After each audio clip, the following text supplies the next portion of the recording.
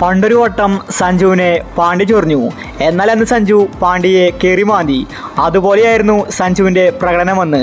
ഇപ്പോഴത്തെ ഇന്ന് സഞ്ജുവും പാണ്ഡ്യയുമാണ് നേർക്കുനേർ വന്നത്. സഞ്ജു മികച്ച വിജയമാണെന്ന് സ്വന്തമാക്കിയത്. എന്നാൽ പാണ്ഡ്യയ്ക്ക് അതത്ര ഇഷ്ടപ്പെട്ടിട്ടില്ല. ഇന്ന് കളി കഴിഞ്ഞ് ഗ്രൗണ്ടിൽ സഞ്ജു നിൽക്കുന്നുണ്ടായിരുന്നു. ഈ സമയത്ത് പാണ്ഡ്യ അവിടേക്ക് വന്നു. എന്നിട്ട് നടന്ന സംഭവത്തെ പറ്റിയാണ് നമ്മൾ ഇന്നത്തെ വീഡിയോയിൽ നോക്കുന്നത്. ഇതുപോലത്തെ IPL ന്യൂസിന് വേണ്ടി ഈ ചാനൽ മറക്കാതെ സബ്സ്ക്രൈബ് ചെയ്യൂ. മുംബൈ ടീം വീണ്ടും നാണം കെട്ടിരിക്കുകയാണ്.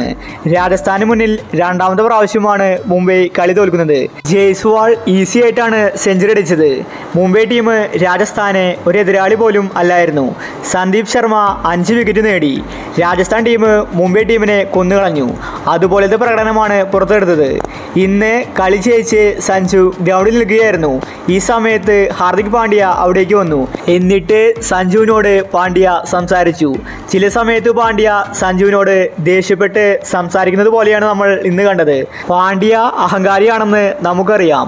പാണ്ഡ്യയേക്കാൾ മികച്ച ക്യാപ്റ്റൻസിയാണ് സഞ്ജു കാഴ്ചവെക്കുന്നത്. അതിൻ്റെ ദേഷ്യം പാണ്ഡ്യയ്ക്കുണ്ട്. അതുകൊണ്ട് തന്നെ പാണ്ഡ്യ സഞ്ജുവിനെ കളിയാക്കുകയാണ് ചെയ്തത്. എന്നാൽ ഈ സമയത്ത് രോഹിത് ശർമ്മ അവിടെ നിൽക്കുന്നുണ്ടായിരുന്നു. രോഹിത് ശർമ്മ ഓടി വന്ന് സഞ്ജുവിനെ അഭിനന്ദിച്ചു. സഞ്ജുവിൻ്റെ ക്യാപ്റ്റൻസി ബ്രില്യൻസ് രോഹിത് ശർമ്മയ്ക്ക് മനസ്സിലായി. രോഹിത് നല്ലത് കണ്ടാൽ അതിനെ കൈയടിക്കും. പാണ്ഡ്യയെ പോലെ ഒരാളല്ല രോഹിത് ശർമ്മ. അതുകൊണ്ട് തന്നെ രോഹിത് ശർമ്മ സഞ്ജുവിനെ അഭിനന്ദിച്ചു. ഇത് കണ്ട് പാണ്ഡ്യ അവിടെ നിന്ന് പോവുകയാണ് ചെയ്തത്. പാണ്ഡ്യയ്ക്ക് സഞ്ജുവിൻ്റെ ക്യാപ്റ്റൻസി ഇഷ്ടപ്പെട്ടിട്ടില്ല. അതുകൊണ്ടാണ് ഇങ്ങനെ സഞ്ജുവിനെ കളിയാക്കുന്നത്.